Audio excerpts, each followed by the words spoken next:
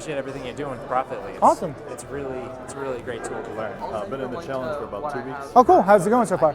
Pretty good.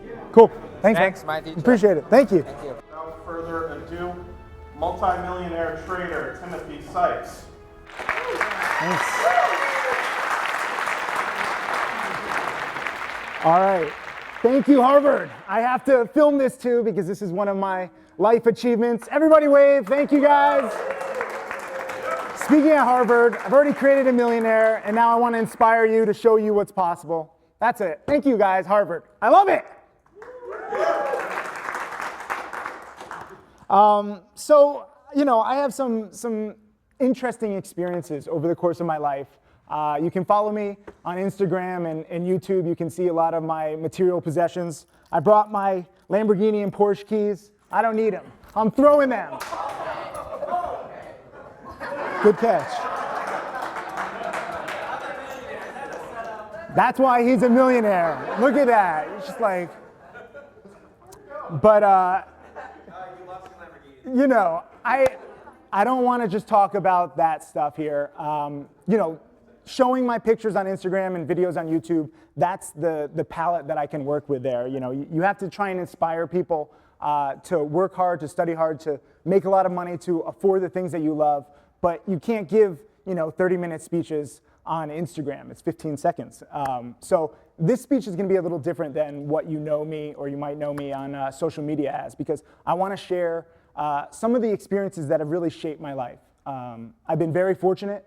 I did take $12,000 roughly of my bar mitzvah gift money. I've turned it into nearly $4 million. Every single trade shown transparently on Profitly, so you can see exactly how to become a millionaire. I don't win every single time. I trade ugly penny stocks that's like featured in the movie Wolf of Wall Street. Who's seen Wolf of Wall Street? It's a good movie, He trades all scams. To be clear, there are some penny stocks that are not scams. Penny stocks are just stocks trading under $5 a share or sometimes $1 a share. They're very speculative. They're very small companies. Usually they only have 1 or 2 products. But that doesn't necessarily mean that they're all scams. Some penny stocks can be bought. And I've made a lot of money buying good penny stocks. I made my first $1 million as a freshman in college, basically buying penny stocks back in 2000. But I don't want to just talk about the money. The money's nice, but I think the lessons that I've learned in the past 15 years on this kind of wild adventure that I've had are relatable to everybody. And no matter what you want to do in life, no matter what your ambition is, I'm a walking, talking example that your dreams can come true if you persevere, if you work hard, and if you realize that what you might think is impossible is possible in today's world because of the internet, because of our society. We're living in a very unique time, and a lot of us take it for granted. We complain about small things where if you look back at history, there were a lot of people that had a lot of problems for many centuries. The Middle Ages, the Romans, the war, dictators. We are in a free society where the poorest person can become the richest person and most powerful person if they work hard enough, if they want it bad enough. So just think about that for a second. You have to really just look at the world around you. I've been very fortunate to travel all over the world. I've been to over 90 countries now. I love traveling. That's one of my hobbies. And I've met a lot of people, and people in many different circumstances. I know I have a lot of students here. How many Trading Challenge students do I have here? Thank you, guys. Yeah. Props to them. I have the Trading Challenge. Those are my most dedicated students because I just want to teach you everything that I know. People who teach the stock market, it's a very kind of sketchy world where it's like, if you make a lot of money in the stock market, why do you want to tell other people? Why don't you just make the money and shut up and, laugh your way to the bank? And because of this journey that I'll explain in a second, I realized that it's actually a lot more fulfilling to teach and to share your stories. If I make, I made $16,000 on a trade the other day, that's fine. That's nice. That pays for a lot of stuff. But to share that trade live and to show people, to see exactly how I predicted it, because I sent out a video to my subscribers saying, here's what I think this stock will do. And the very next day, it did exactly that and more. I actually could have made $40,000, but I took my profits. But to be able to get emails from thousands of people saying, holy you were right. You know, I'm not psychic. I'm not lucky. It's skill that I've refined over 15 years. And I had very humble beginnings. My parents are here. Give them a big round of applause, my mom and dad.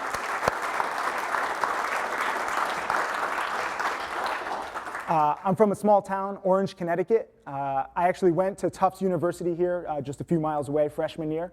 I got there because of tennis. And I played tennis for 10 years, pretty much every single day growing up, because I was taught to believe that, you know, if you had a good college education, you could get a good, secure job, you could be financially independent, you could be successful. You know, these are my Jewish roots. Ever since I was a baby, you know, like where you had the little things going above you, like I had like little $20 bills, and I was like, you know, that's the Jewish way.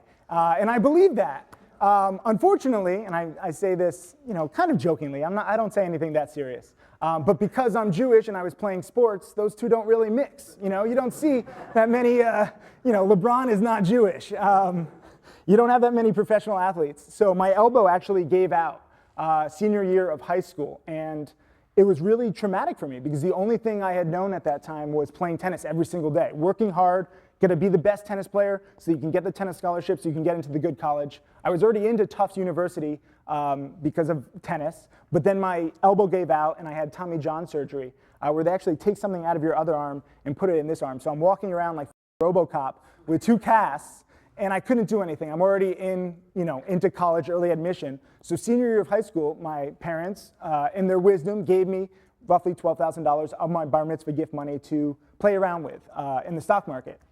They thought I would lose it all. They thought it would be tough love, like, oh, you'll learn the value of $1. Instead, after year 1, I turned it into roughly $120,000. And by the end of freshman year at college, I was up to $800,000. And for somebody like me who grew up middle class, $800,000 is a lot of money, especially in a year, basically, a year and a half.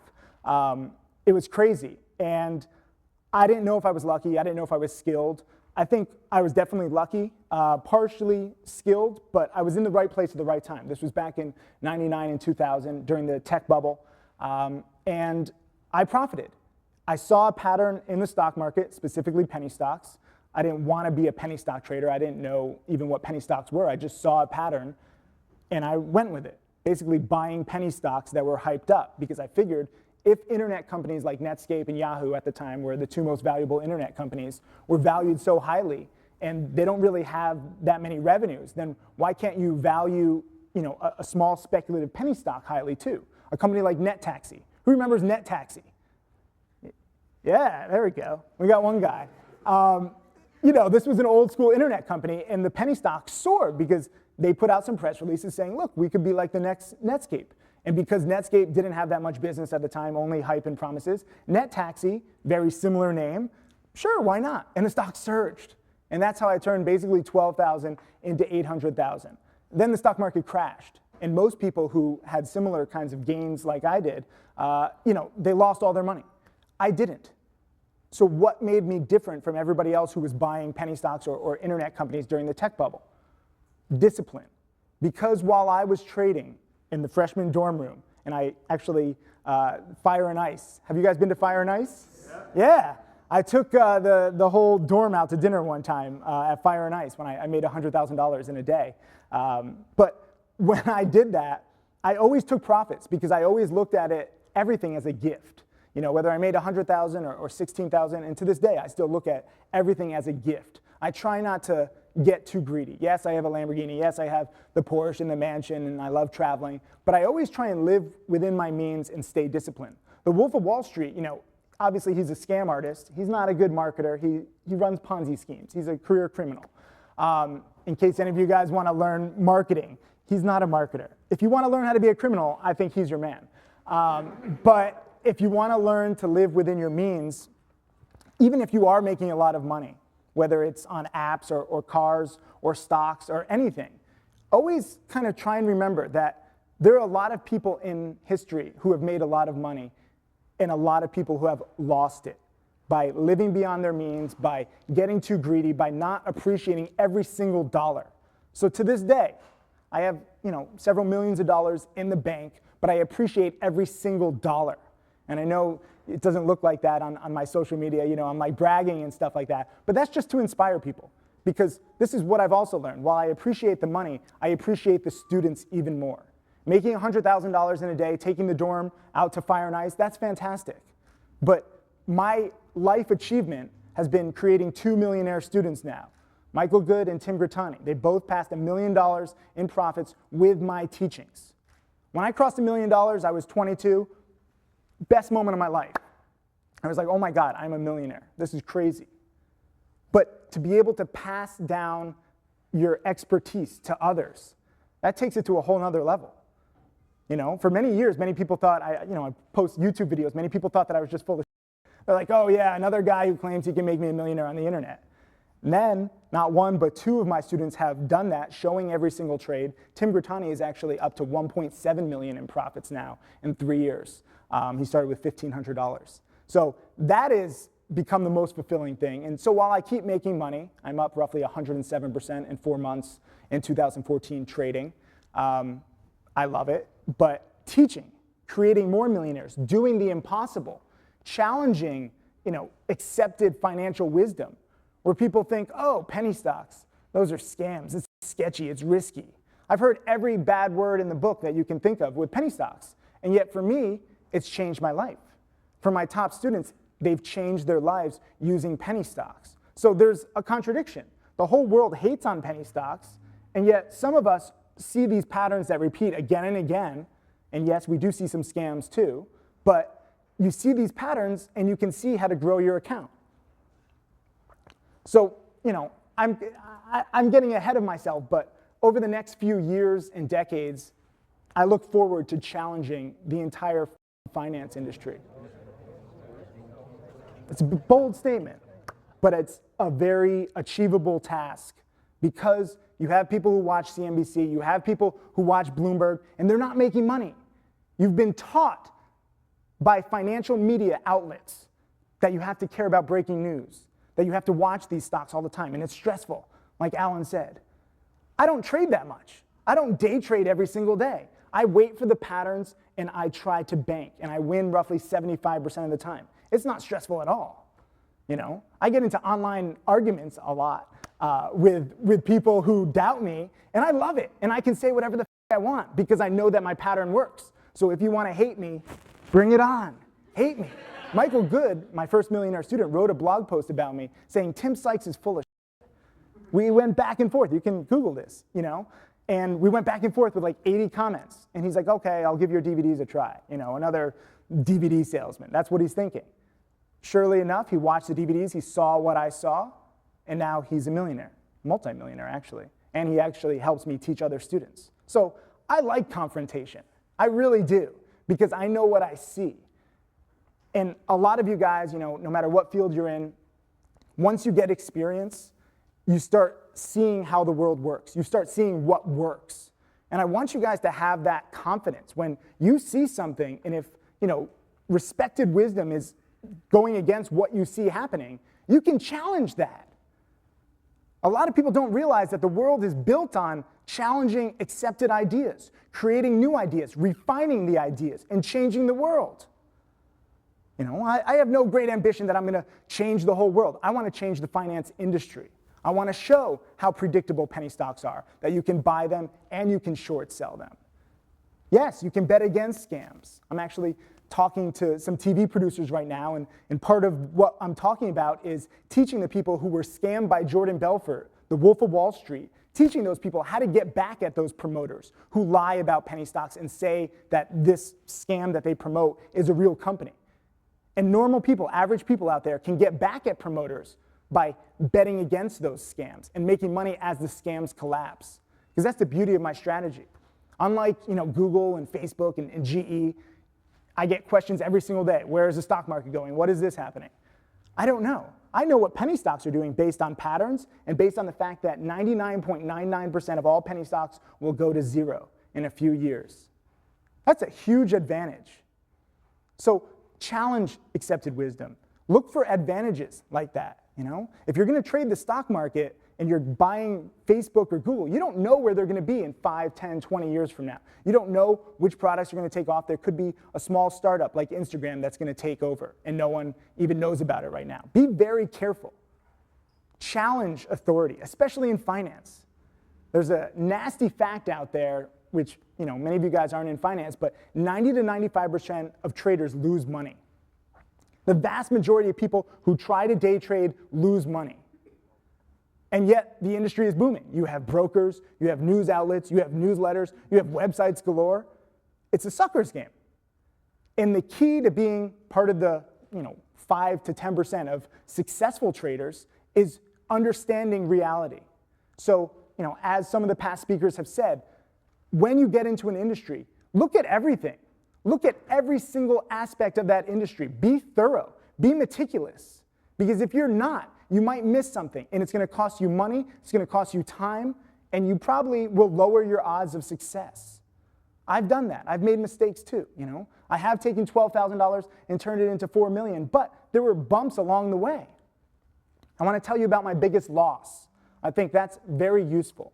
Cygnus eTransactions. Who here has heard of that company? Yeah, some of my students. This company cost me $500,000. It was my best friend's dad's company. They basically invented print-at-home ticketing. I thought it was going to be huge back a few years ago. I was wrong. I was dead wrong. The company had all sorts of problems. They turned out to be a penny stock. I don't go looking for penny stocks. They seem to come to me. I invested in this company. I was like, oh, this is a great technology. Then they become a stock on the stock market, and they're a penny stock. I'm like, I'm cursed, I try to get out, and it pulled me back in. Godfather. And I lost a lot of money. And I didn't understand at the time. I was very bitter. I began to drink a lot. It was a nasty time in my life. And I thought, I had had so much success. I was batting 1,000 before Cygnus. And then I lost $500,000. It wasn't all my money. It was like roughly half my money. But when you lose half your money, you lose all your credibility. So it was a tough time. I got ripped by like the New York Post and Gawker. And then because I have, as you might be able to tell, a big mouth, I had been trying to get attention for many years. I was on CNBC, drunk as shit. Took a lot of tequila shots because I was so nervous about going on CNBC, and that made me more exciting. A reality show producer saw me on CNBC, and he said, hey, you want to be on this show? And I was like, sure, why not? I was in the dumps. I was like, this can't get any worse. So I had these reality show cameras in my face as I'm drinking, and my hedge fund basically lost 36% in 1 year, which was terrible, but not the end of the world. We still finished up 2% per year, but it was really a big loss for my ego. And again, my credibility got lost. You can still Google this, and you'll see like Tim Sykes lost all his money, and there's rumors of everything. What I didn't understand at the time was that you have to play by some of the rules. As you get experience in whatever field you choose, you will learn rules, discipline. And the only way to learn them is to lose and to break them. At the time, I did not have risk management in place. I knew penny stocks were good. I knew the patterns. I had made a lot of money very quickly, but I didn't understand risk. I didn't understand when to cut losses. And my biggest loss taught me that. So at the time, I was very bitter. Now I'm very thankful, I would never have learned risk management without that big loss, without that really shitty year. And then I got to relive it when the TV show came out, and then it was a hit. Now it's in 20 plus countries. You can watch Wall Street Warriors on Hulu. You can see me be a drunken ass. But still, I look back on it, and I'm very thankful for the loss, for being able to come back, for being able to learn, okay, don't invest in family, friends, businesses. They meant well. It's not like they were trying to rip us off. But you can't be biased with your trading or investments. It's so dangerous when you're playing in the stock market or any market with finance, real estate especially too. If you're not 100% meticulous, do more work than anybody else. Stay up multiple nights in a row if you have to. Too many people just throw their money around because it's easy. Thanks to the advent of online discount brokers, you can invest in anything with one click. You see commercials, one click. It's so easy. And guess how those people do? Not so well. The key to being successful is to work harder than other people. Because everybody wants success. Everybody wants the Lamborghini. Everybody wants freedom. But what are you willing to do to get there? That's my question to you. You know, we're here at the most prestigious university in America, Harvard. Fantastic. I'm very honored. Thank you for having me here. The people who have gotten here have worked their butts off to get here. But that's just the beginning. Whether you're in college, or you're going to go to college, or you're out of college, this is a lifelong journey where you have to continually work hard, work harder than other people to get ahead. A lot of people give up at different times. I'm no longer at that stage, you know. When I had my big loss, I basically gave up. For a year, I was in the gutter, but I came back and I said, you know what? This was a mistake that I made investing. It wasn't the patterns. I didn't go against what I had learned to make all my millions before this loss. I invested, and I didn't do my full due diligence, and that was my mistake. I eventually got back into trading. I saw more patterns, and I became the #1 ranked trader out of 50,000 on Covestor in 2007 to 2011. Covestor was a website that, fortunately, when I got started teaching, came around and they verified all my results. So I became this top-ranked trader everybody wanted to learn. Because of the success of Wall Street Warriors, I had an audience. I've been very fortunate, you know. I'm like the real-life Forrest Gump. Kind of smarter. But he invested in Apple, though. So long story short, I hope to help you understand that, you know, you can make a lot of money and that you don't need to make $100 million or $1 billion. You don't need to aim that high.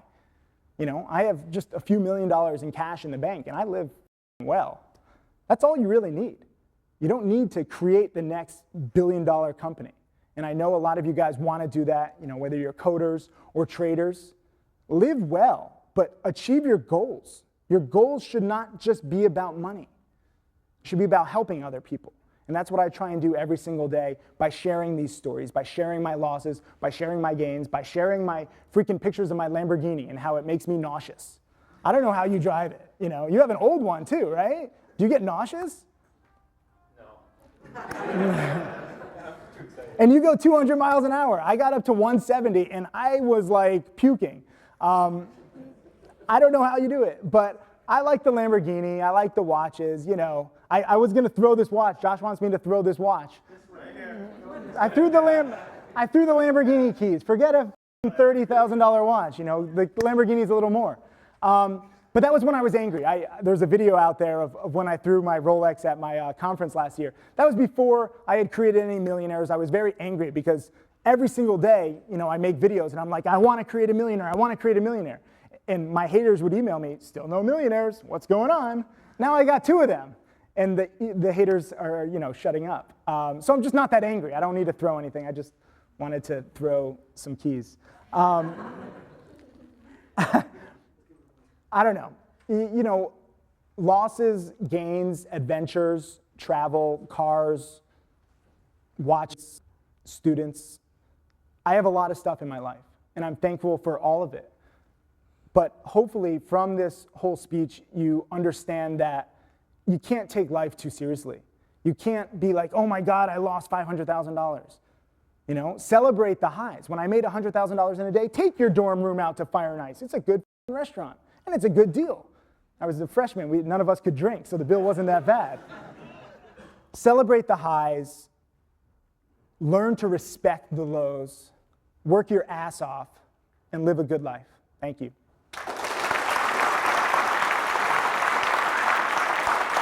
Any questions? Do you have time for 5 minutes? 5 minutes? We can open it up for 5 more minutes of questions. Yeah. Any questions?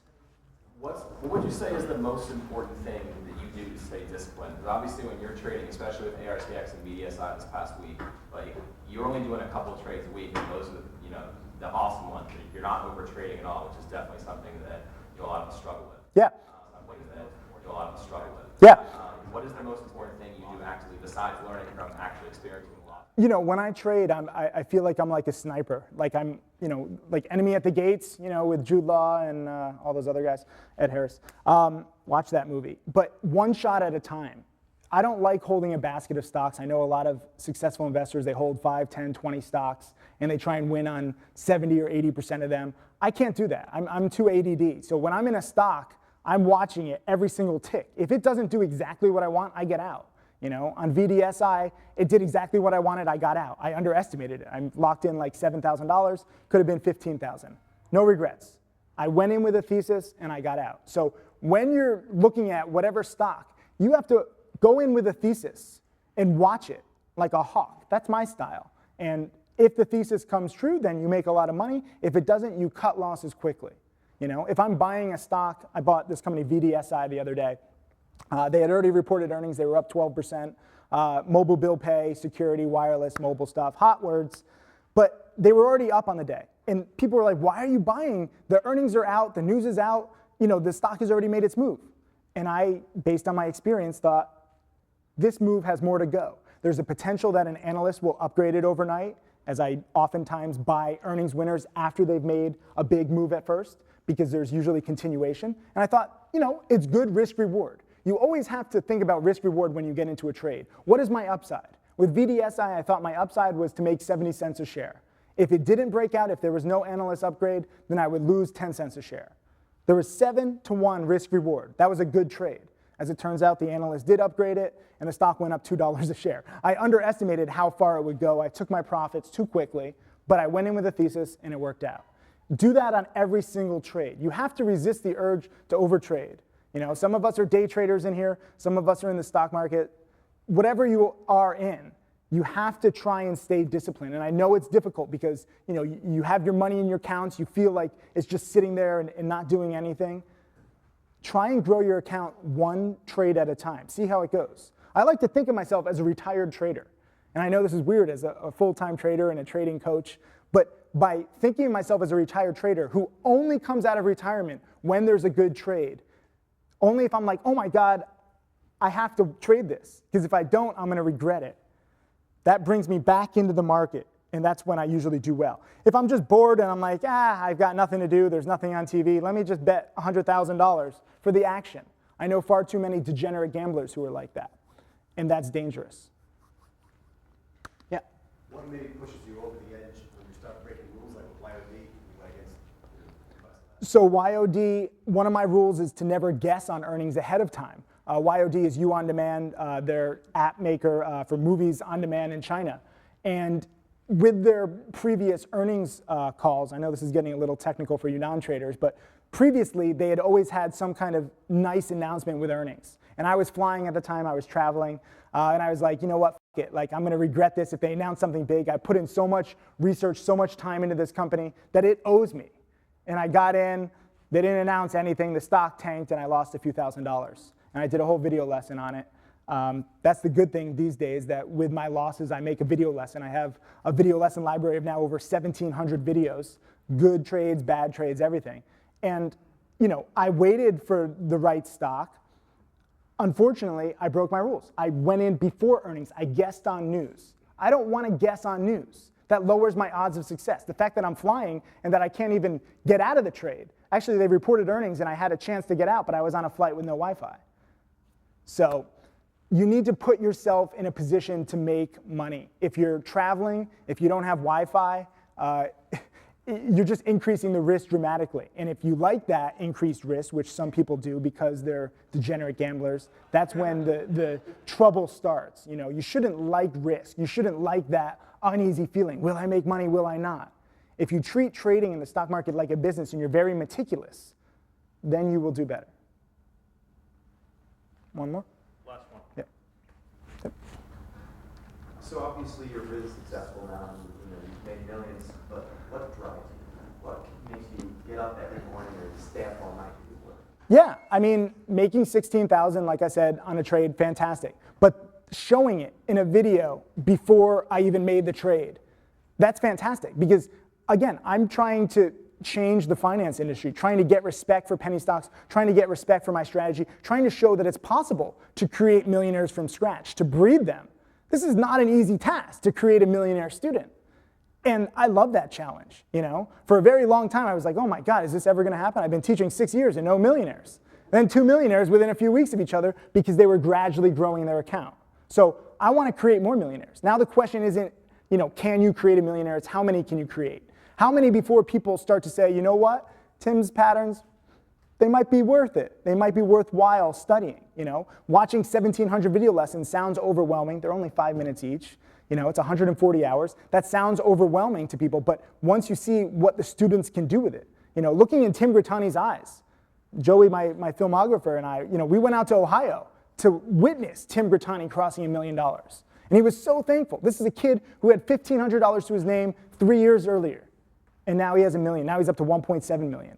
Seeing how my strategy has changed his life, that's it. I want more of that. Thank you, guys. Appreciate it.